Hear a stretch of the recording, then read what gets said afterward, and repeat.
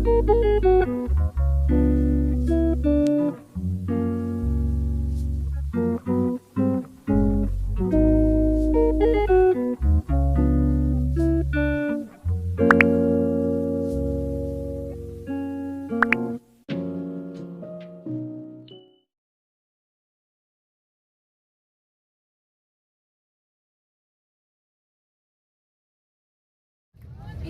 tapi kan kita boleh lah lebih, kita kan mau interview.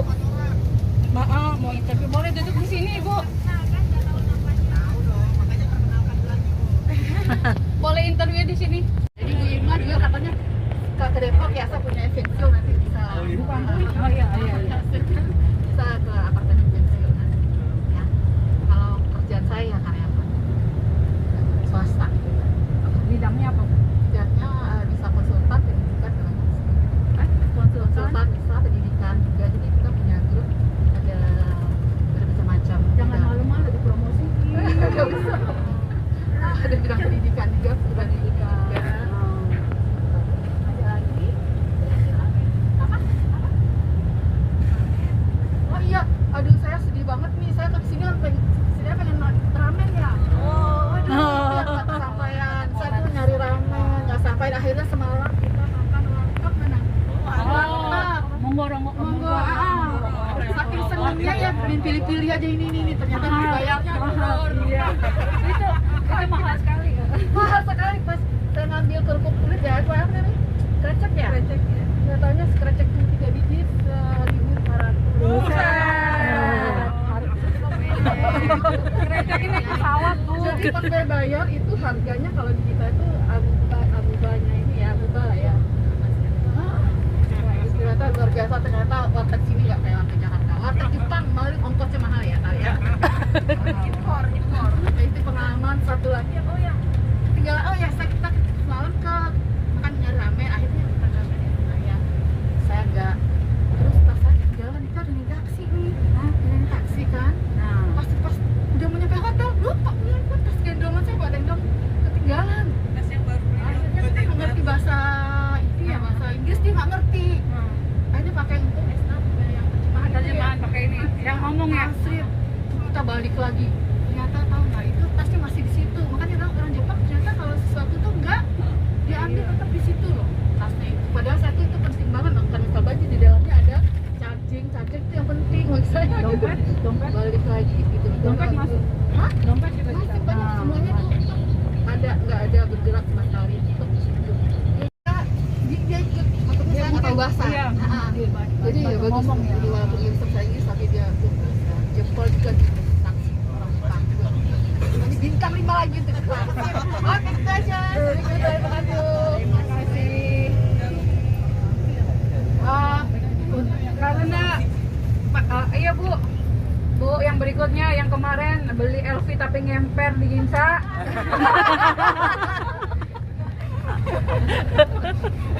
Lucu sekali kemarin.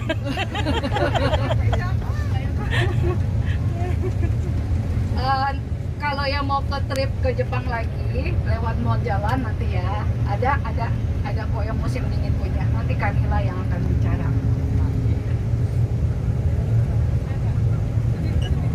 Ini ada inget nggak ini jembatan apa kemarin? Jembatan Odaiba, Rainbow, benar. Selamat pagi, assalamualaikum warahmatullahi wabarakatuh. Waalaikumsalam. Hai Kak Mary, Kak semuanya.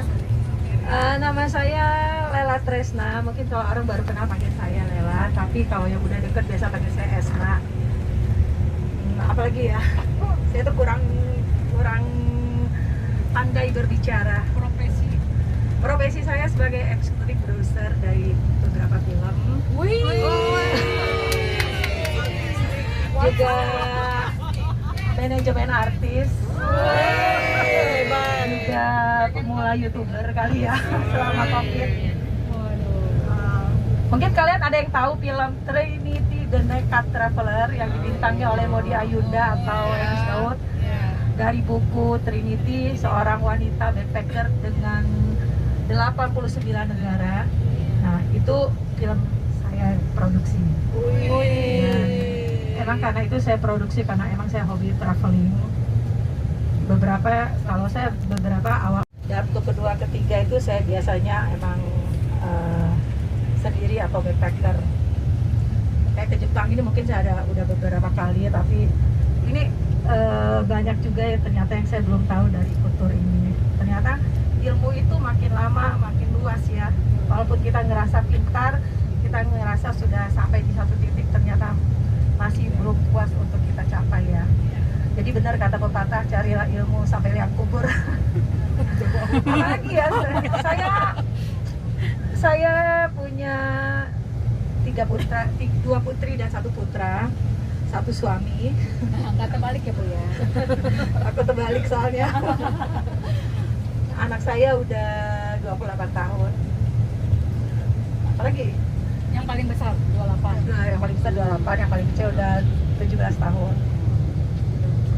Lagi mau bikin film lagi nggak Bu? Iya, insya Allah lanjut kita ke web series, karena emang film karena 2-3 tahun COVID ini banyak orang udah produksi dan ngantri untuk diputar ke 21 atau apa itu, jadi ngantri, termasuk bersaing dengan film-film luar.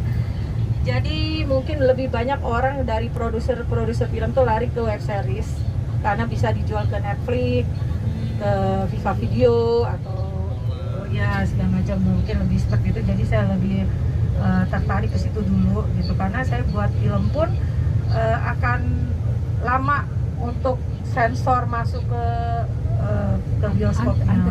Antriannya terlalu lama gitu. Dan itu juga gambling ya, belum tentu sebuah film itu bisa meledak, menguntungkan. Terakhir saya Trinity The Naked Traveler, yang kedua itu pun saya rugi karena basic pandangan orang waktu itu belum banyak yang traveling. Orang berpikir dulu masih traveling itu masih kaku gitu loh. Apa yang Maldives itu hanya impian atau apa. Terus sekarang orang tergila-gila dengan traveling. Dan emang dulu kita kurang support untuk traveling oleh pemerintah juga ya. Sekarang udah ada ya? Sekarang udah disupport banget. Jadi emang timingnya nggak pas waktu saya bikin film. Tapi dampak efeknya saya bikin film itu membuka mata orang-orang dari daerah, dari mana, untuk traveling, untuk berani untuk melihat seluruh isi dunia. Karena di mana kita lihat itu, di mana ada adat, di mana ada kebiasaan, di mana ada bahasa yang berbeda. Dengar ya. Tapi ingat ya, saya punya satu untuk saya, quote saya untuk film-film saya yang traveling, kemanapun kaki melangkah, rumahku Indonesia. Jadi jangan lupa, seindah apapun negara, saya bangga dengan Indonesia. Saya membuat film untuk semua tahu bahwa Indonesia itu lebih bagus. Bukannya saya bilang Maldives itu indah atau apa, tapi Indonesia banyak yang lebih bagus. Dan saya bikin film yang kedua itu, pertama itu Air Mata Surga, Dewi Sandra yang main. Jadi seorang istri yang setia, yang apalah. Ngomong yang Tokyo aja, sekitar dia kadang UMR segini, nanti ada plus, ada minus gitu kan. Jadi kita sebutnya yang diterima netnya itu sekitar 150.000 sampai 180.000 untuk fresh graduate, itu yang lumayan. Udah standar lah, 150 sampai 180. S1 lulusan university. Gedean di Indonesia ya? Sih, cuma sini kan Cuman biaya hidupnya tinggi. iya, sini sewanya kan mahal. Benar. Jadi kalau di Tokyo itu nggak bisa hidup. Biasanya pulang ke rumah orang tua. Kalau perusahaannya lebih bonafit, biasa dia kasih tambahan subsidi uang rumah. Misalnya tambahan bisa 50.000 atau 30.000, macam-macam. Ya seperti itu. Itu pas-pasan.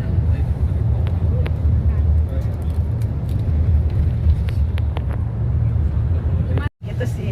Tapi kalau horor, sejelek apapun kayaknya ya, pasti ada satu. Kenapa? Orang ya, Indonesia senang banget ditakut-takutin. Senang banget ditakut-takutin. Udah tahu kejadiannya itu bakal ada lewat, kita udah tahu, tapi seneng aja masih ngeliat itu. Supaya ingat sama yang maha kuasa. Ya, tapi belakangannya nggak ketakutan. Kalau saya sih nggak takut terus terang. Nggak mau nonton. Ada beberapa emang komunitas horor itu 80% yang nonton. Wow. Besar kali. Wah, itu. Jadi kita bikin film yang seberapa yang udah putar anak berulang-ulang pun laku aja. Versi Jepang, versi Thailand, versi apa pasti laku. Versi Jepang kontak saya ya Bu. Oke. Kita ulangin ke tempat. Dan jujur film horor Indonesia itu menyeramkan sebenarnya daripada horor-horor di luar ya. Karena kalau di Indonesia itu hantunya bermacam-macam gitu loh. Ada yang asli Hantunya lagi. bermacam-macam, mengerikan, sondol bolong lah, kuntil anak lah gitu, genderuwo lah segala macam itu, ada pocong gitu. Tapi kan kalau di luar kita ngomong kayak Annabelle, Chucky, cuma di segitu batasnya aja gitu. Jadi mereka bermain di sound atau apa. Tapi kalau kita ini kita penampakan yang mungkin seseorang yang lihat itu kayak sondol bolong padahal Monster itu masih ada nggak? Di Indonesia. monster. Maksudnya Kemarin kita ada di Indonesia bikin film seperti kayak film di Korea yang kayak monster virus ya, tapi itu pun nggak naik, nggak mencapai ya, mungkin di pemikiran kita nggak mencapai ke situ. Tapi kalau kita film yang kelihatan udah kuntilanak tuh udah jelas gitu yang nakut-nakutin, itu masih rahasia, kita udah proyek, kan fotonya kita info lah. Mudah-mudahan kita bisa ketemu lagi, sehat walafiat semua, yang diberikan banyak umur, berkah barokah di usia, dan mudah-mudahan masih ada silaturahmi panjang, kita bisa kumpul lagi. Oh ya, untuk mohon jalan yuk, saya juga untuk ini baru pertama kali, saya juga sama kayak Bu Eri sering banget ikut traveling untuk tur-tur yang lain. Ini kesan kelas buat saya tuh sangat berkelas gitu loh. Walaupun ya ada ya orang nggak ada lebih dari kesempurnaan, tapi untuk pertama saya melihat udah kesan yang agak berkelas. Untuk Kak Nila keren banget karena dia seorang wanita, sih biasa pakai tour leader seorang laki-laki ya. Saya selalu pilih laki-laki gitu. Tapi nggak kalah dengan tour leader laki-laki. Tour guide-nya juga tour guide Kak Irma ya. Keren banget, ramah. Saya pikir orang Jepang gitu. Saya mau ngomong Jepang nih. Ternyata orang Betawi. Ente dari mana aja? Baru nongol. Oke, cuma segitu aja. Nggak ada lagi kan yang harus dibahas karena kita juga udah mau sampai. Pokoknya salam kenal semua. Buat saya perkenalan, pertemuan itu bukan akhir dari segalanya. Mungkin suatu saat kita bisa ketemu lagi. Berkah barokah. Wassalamualaikum warahmatullahi wabarakatuh. itu nama kerennya apa yang di Saya PH saya PH 7 Bintang Cinema. Oke. 7 bintang Dan sinema. kalau kalian berkenan untuk subscribe YouTube saya Lela Tresna karena saya Kan? Jadi kita ini masih nyaman. Terus terang masalah manner itu penting ya. Jadi kita bawa baik nama negara kita ya, kemanapun kita berpijak ya, Ibu Bapak ya. Ya waktu di Kyoto kan langsung ya mungkin Pak Jeffrey sama Kalora yang ditembak ya sama orang bule ya. Ada kostum juga ada ya. Jadi kita bawa negara gitu. Sebenarnya daerah single gitu. Jadi apartemennya itu untuk satu orang di studio. Jadi untuk family itu bukan family friendly lokasinya ya. Tapi mungkin di sepanjang jalan pernah lihat kan sepeda kan, terutama di Tokyo ya. Orang Tokyo naik sepeda, itu kendaraan wajib untuk orang Tokyo atau kota-kota besar, bukannya mobil, bukannya sepeda motor. Ya, sepeda motor kenapa nggak ada di Jepang atau sedikit sekali biasanya untuk delivery. Kenapa nggak ada? Karena di sini negeri 4 musim ya. Jadi untuk jarak panjang biasanya nggak efisien, juga nggak bisa juga karena dingin ya. Kecuali moge gitu kan. Kalau moge memang hobi. Biasanya mobil. Kalau mobil, jadi kita sering bilang mobil itu adalah alat transport orang daerah. Karena mereka nggak bisa kalau nggak pakai mobil. Busnya ada halte bus, tapi 1 jam sekali datangnya. Ya kan nggak nyampe-nyampe. Jadi kalau orang daerah biasanya SMA, biasanya punya mobil 3 di rumah. Kan mereka tanahnya luas, parkirannya luas. Padahal kalau di Tokyo atau kota-kota besar itu sulit untuk beli mobil. Harga mobilnya nggak berubah, tapi parkirannya Ibu Bapak. Kemarin ada yang lihat nggak parkiran tulisan P? Dilihat nggak itu berapa jam tarifnya? Itu yang poin 2000 lebih satu hari. Satu hari 2000 atau per 15 menit dia kadang-kadang tulis 100 yen gitu ya. Iya, kalau parkiran di kota besar ya kayak di Tokyo ini itu 1 bulan mungkin sekitar 40.000 sampai 50.000. Gila.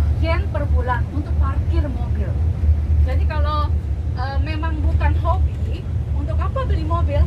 Iya enggak? Ya, Ginza itu daerah kalau di Tokyo dibilang daerah komersil yang paling mahal di Jepang, terutama di Tokyo lah. Di Tokyo, kalau di Tokyo paling mahal ya berarti seluruh Jepang paling mahal bukan tanahnya ya. Ginza ingat yang kemarin belanja ya, yang tas-tas brand gitu kan, itu 1 meter perseginya, terutama yang pas makin ke sentral itu yang kita kalau dari kemarin jalan dari bus turun terus ke Matsuya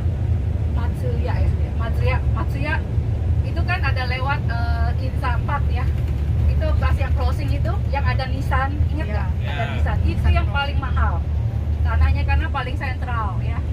Itu 1 meter persegi kira-kira harganya berapa yo? 100 juta.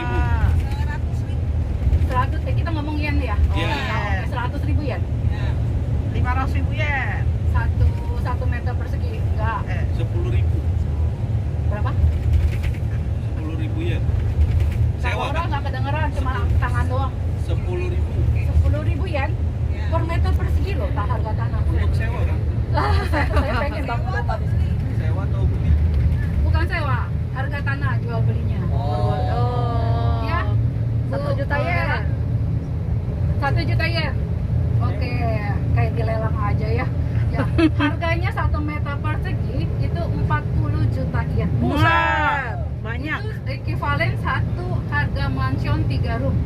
Jadi harga standar mansion di sini ya, ya emang ada yang 60, ada yang berapa 60 juta segala macam, 40 juta. Harga mansion 3 room yang family itu sekitar 40 juta ke atas. Jadi harga satu mansion itu untuk family itu ekuivalen 1 meter kubik persegi lah, persegi di Ginza. Ya. Kalau dulu sih sangat-sangat elit banget, coffee shop atau apanya sangat-sangat mahal. Biasanya satu cangkir kopi itu bisa 1.000 yen lebih ke atas ya. Tapi kalau sekarang agak berubah ya. Jadi dan biasanya gini, kalau istilah bahasa orang Jepang, mereka suka sekali mama-mama nih bilangnya dirinya madam. Madam, oh madam gitu kan, madam. Nah kalau madam biasanya pengennya ngobrol-ngobrol sama teman-temannya itu, oh bulan depan kita makan yuk. Indonesia juga banyak kan seleb-seleb yang mulai IG seleb, apa bilangnya ya? Bener ya, apa sih namanya? Selebgram ya. Mereka jajan makan di Ginza gitu. Padahal bapak-bapaknya yang kerja dari pagi sampai malam itu hanya dikasih duit jajan sama nyonya-nyonyanya. Ya, kesian ya. Jadi biasanya kan udah hari terakhir nih, udah tahu dong biaya hidup ya jajan di Jepang kan. Itu bukan maksimum. Biasanya yang lumayan tinggi itu, ini bapak-bapak yang pakai dasi yang keren-keren di kereta itu dikasih duit jajan sama istrinya tuh paling-paling 30.000 yen 1 bulan. 1 bulan? Iya, gajinya langsung diambil sama nyonya. Sehari cuma 1.000 yen. Iya, itu pun kadang-kadang bento nggak dikasih. Itu uang jajan anak SMP SMA di Jakarta loh. Benar. Makanya 3 juta rupiah belum jajan. 100.000 sehari. 100.000 sehari. Banyak itu gitu. Iya, 3 juta itu 1 bulan. 1 bulan duit jajan. Iya. Banyak. Lucu banget orang Jakarta. Oh, banyak. Sekarang 50.000 nggak cukup dia bilang. Wow. Sama dong sama yang dasi-dasian itu. Dia nggak kasih dia bento, mereka itu ya beli ini yang lunchbox. Jadi di Jepang itu lama-lama terkenal lunchbox-nya 1 coin. 1 coin itu berapa sih koin terbesar di Jepang? 500 yen. 500 yen. Jadi lunchbox-nya itu 1 coin terkenal banget. Biasanya wartegnya mereka Yoshinoya, yang nasinya banyak. Kan bapak-bapak kan makannya perlu banyak. Ya, nasinya banyak. Biasa kan Yoshinoya yang reguler itu mungkin di bawah 400, 300 sekian. Kalau yang agak mau tambah itu supaya kenyang bener itu 500. Itu max. Biasanya supaya para salariman, kita sebutnya segitu salariman ya, bapak-bapak yang belanja itu yang mau makan siang bisa belanja. Itu 1 coin. Ya. Kejam bener. Iya. Ya, nyonya-nyonya Kasian. Jadi kadang-kadang gini kita bilangnya, kalau nyonyanya makan-makan sama temennya itu kita bilangnya seleb. kan bahasa Jepang gitu kan, jadi apa namanya dari Inggris ya jadi bahasa Jepang, selebritis dipotong jadi seleb pakai B kan, seleb. Padahal bapak-bapaknya jadinya seleb self service maksudnya. McDonald, Yoshinoya yang seleb gitu ya. Kalau anak-anaknya jajannya berapa? Anak-anak biasa ya SMA paling-paling 10.000 sebulan. Itu pun agak lumayan tinggi. Sebulan.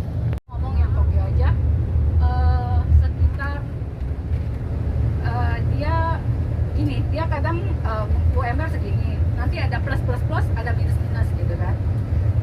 Jadi kita sebutnya yang diterima netnya itu sekitar 150.000 sampai 180.000 untuk fresh graduate, itu yang lumayan. Udah standar lah, 150 sampai 180. S1 lulusan grade, lulusan university. Gedean di Indonesia ya? Masih, cuma sini kan Cuman kan biaya hidupnya tinggi. iya, sini sewanya kan mahal. Benar. Jadi kalau di Tokyo itu nggak bisa hidup. Biasanya pulang ke rumah orang tua. Kalau apa namanya perusahaannya lebih bonafit, biasa dia kasih tambahan subsidi uang rumah. Misalnya tambahan bisa 50.000 atau 30.000 macam-macam. Ya seperti itu. Itu pas-pasan.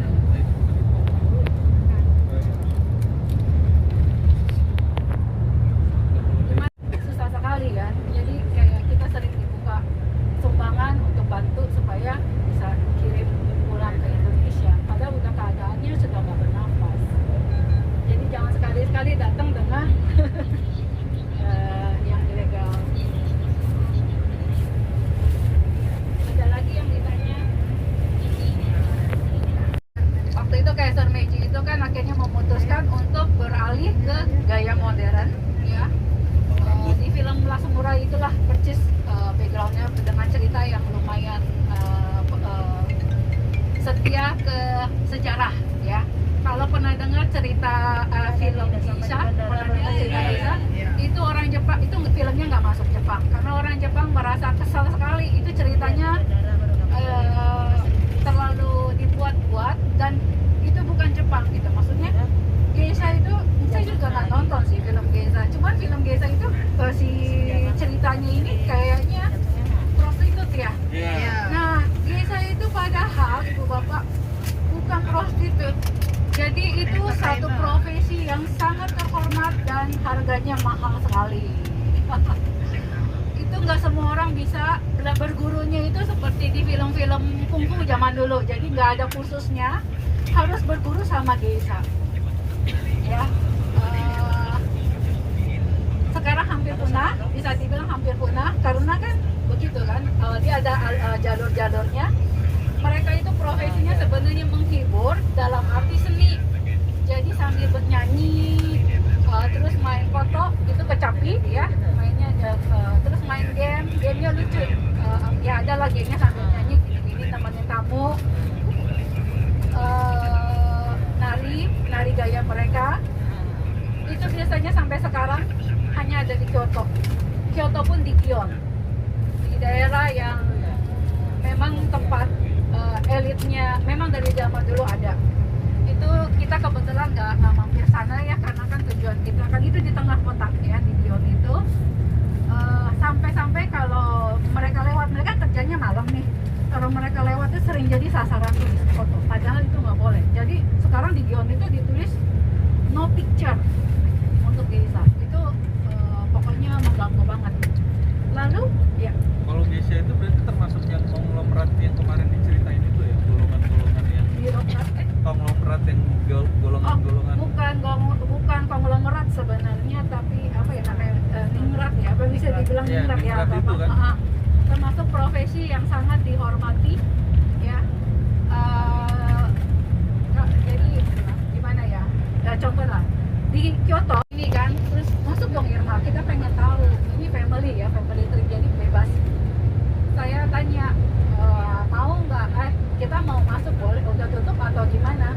Oh kita nggak terima. Oh ya, gitu kan. Memang saya tahu, tapi kan kamu kalau nggak diomongin gitu nggak percaya kan. Kita nggak terima gitu dia bilang. Bahkan Anda mau reserve pun nggak diterima kecuali Anda dikenalin oleh langganan mereka. Jadi memang benar eksklusif banget kalau Kyoto ya. Jadi misal langganan dia turun temurun, terus dia bilang ada teman saya nih mau pakai restoran Anda. Oke, namanya siapa? Baru saya baru bisa booking. Kalau enggak mereka nggak terima. Tamu saya kan bisnismen dari Medan sih, orang Batak. Dia bilang, kok kita mau bayar nggak diterima, gimana katanya. Iya, jadi dia ngerti juga Jepang itu aneh. Kalau Anda mau sewa desa itu 1 kali pertemuan ya, desanya datang ya beda-beda, tapi tarif itu mungkin sekitar, kalau misalnya dia entertain kita, mungkin kita acara kumpul terima orang asing misalnya, terima orang asing maksudnya secara bisnis nih ya, rapat bisnis entertain untuk tamu kita, itu 1 kali, maksudnya 1 kali pertemuan sampai malam gitu, nemenin makan malam itu sekitar 500.000 yen. Jadi memang profesi yang sangat eksklusif juga, sangat dihargai ya. Kalau Kyoto pernah lihat dong geser-geser Kyoto yang mukanya makeupnya putih, terus ini di belakang nih agak ditarik ke belakang jadi kelihatan tungkuk ya, tungkuknya, terus ini juga dicat putih gitu, itu gaya Kyoto. Kalau gaya biasa sih enggak, ini enggak sampai ditarik ke belakang gitu biasa. Nah di Ginza pun ada Ginza. Jadi Ginza mereka pakai kimono lebih sederhana, lebih biasa. Kemarin waktu kita nongkrong-nongkrong gitu, jadi bukan yang wanita yang bisa dibeli gitu ya. Jadi nemeninnya apa? Nemenin ngobrol, bisnismen. Jadi mesti nyambung kan. Kalau kita, itu apa tuh Pak? Aduh saya nggak ngerti. Itu apa? Terus dia ngomong lagi, itu apa? Tuh dia lama-lama nggak buat apa ngomong itu bayar biasa gitu kan. Ya jadi biasanya pendidikannya tinggi, pengetahuannya luas ya. Waktu Joe Biden datang ke Jepang, dia kan nggak ke Kyoto ya, dia datangnya ke Tokyo. Di Tokyo ada restoran yang gayanya macam Kyoto gitu, jadi tamannya luas tapi di dalamnya masih rumah tua tradisional Jepang, itu restorannya. Jadi begitu datang langsung dibawa ke ruangan itu, udah orang nggak tahu siapa ketemu siapa. Jadi kenapa seperti ini? Biasanya dipakai untuk kepala preman, kadang-kadang ketemu politikus ya gitu kan, biasa lah di belakang itu ada kan. Itu aman ya. Jadi Joe Biden itu waktu itu dia langsung seperti itu yang dipakai restorannya. Kebetulan saya pernah pakai restoran itu, harganya nggak mahal-mahal banget gitu Bapak. Pernah tamu minta ya saya mau yang spesial, katanya mau makan malamnya sama istri saya, cuma bertiga, saya diajak ya kayak gitu aja, nggak mahal-mahal banget dalamnya sih, cuman gayanya seperti itu. Dan di restoran yang sama yang kebetulan Joe Biden pakai. Laki. Ada yang ditanya tradisional ke modern. Samurai kan kasta paling tinggi ya, jadi dia menghapuskan seluruh kasta dengan juga menghapuskan ini gaya potong rambut ya, karena kan ini kan gaya samurai biasa begini, padahal kalau orang biasa sih enggak yang begini kan, yang kayak sumo itu sebenarnya rambutnya panjang gitu ibu bapak, jadi dia harus potong. Oke, biasanya kalau dari 4 kasta ini kalau dia disamakan semua, kira-kira yang paling sedih itu siapa? Yang kasta yang paling atas kan, ya tiba-tiba saya jadi orang biasa gitu kan ya. Sampai sekarang kadang-kadang masih ada teman atau kenalan masih ngaku saya tuh keturunan samurai, itu dalam hati ya udah terus kenapa. Kan udah lama, udah enggak, masih ada mereka, pride mereka itu masih ada. Kemudian jadi kan tadi saya bilang secara psikologis ya, mereka nggak bisa terima itu banyak yang merasa oke, akhirnya ada yang menerima kenyataan, mereka akhirnya ya membaur. Mereka dulunya cuma bisa pegang pedang, akhirnya mereka ya mulai kerja sama pedagang, malu dong ya. Kalau kita pikirkan dulu saya kasta paling atas, pedagang paling bawah, perlu makan ya harus kerja, minta kerja sama pedagang jadi kuli segala macam, itu satu pengorbanan yang culture shock lah waktu itu. Sebagian orang terima nasib karena memang zaman berubah, sebagian juga tidak bisa terima, itu tetap ada. Jadi yang tidak bisa terima ini mereka sering tetap ngumpul, gayanya gaya preman banget, ya toh. Tetap mereka kan gayanya sangar gitu segala macam. Pedang udah nggak boleh dibawa, ya. Jadi begitu Kaisar Meiji bilang kita berubah dan dikasih waktu 2 tahun, Anda harus potong rambut dan tidak boleh bawa katana di jalanan umum. Nggak boleh bawa katana keluar, kecuali polisi, ya. Jadi mereka juga udah nggak boleh bawa ini kalau ketahuan ketangkep. Kerjaan nggak ada, kerjanya jadi nongkrong ngegeng gitu ya di jalanan segala macam, main ini Gaple. apa main judi main judi. Nah, saya jangan tanya, saya memang kurang expert sama judi-judian ya. Kira-kira kalau nggak salah mereka main permainan kartu ya yang pakai 3 angka kartu gitu ya. Jadi kartu ini tetap kalau berapa? Kalau 9 itu, kalau in total 9 itu yang menang. Kalau yang paling rendah 0. Ya. 0 ya. Jadi dalam kartu ini kalau yang paling apes, paling itu dapat in total dapatnya 0, itu ya angka berapa dalam 3 bilangnya? 9 tahu? Sekali lagi. Ya, maksudnya Q. Oke. 3. Wah. 3 kan san ya. San. Ulangin dalam hati. Sekali lagi. 8, 9, 3. Ngerti nggak? Iya, paham. Paham. Sampai sekarang namanya masih ada. Mereka jadi yang dulu samurai jadi. Nah, oke. Bener. Coba dikasih tahu yang belum bingung, ulangin. Tapi kenapa saya nggak mau nyebut, karena itu tabu sekali nyebut kata ini. Oke, sekali lagi ya, 3 itu berapa? Oke, nggak pakai N, sa aja. Oke, 8-nya A, oke, 9-nya Q. Jadi 8, 9, 3. Coba diulang. Ngerti nggak?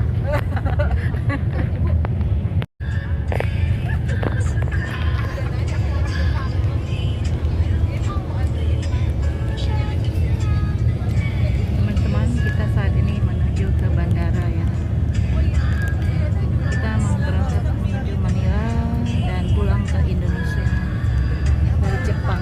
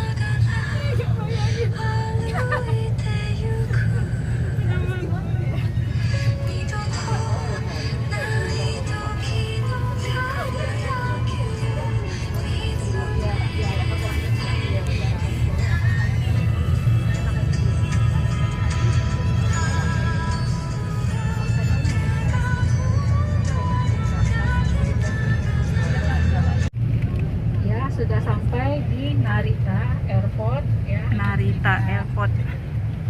Boleh ibu bapak, karena ibu bapak akan naik pesawat juga, mungkin 1 menit mari kita berdoa masing-masing ya supaya semua perjalanan aman, selamat ya sampai ke tanah air.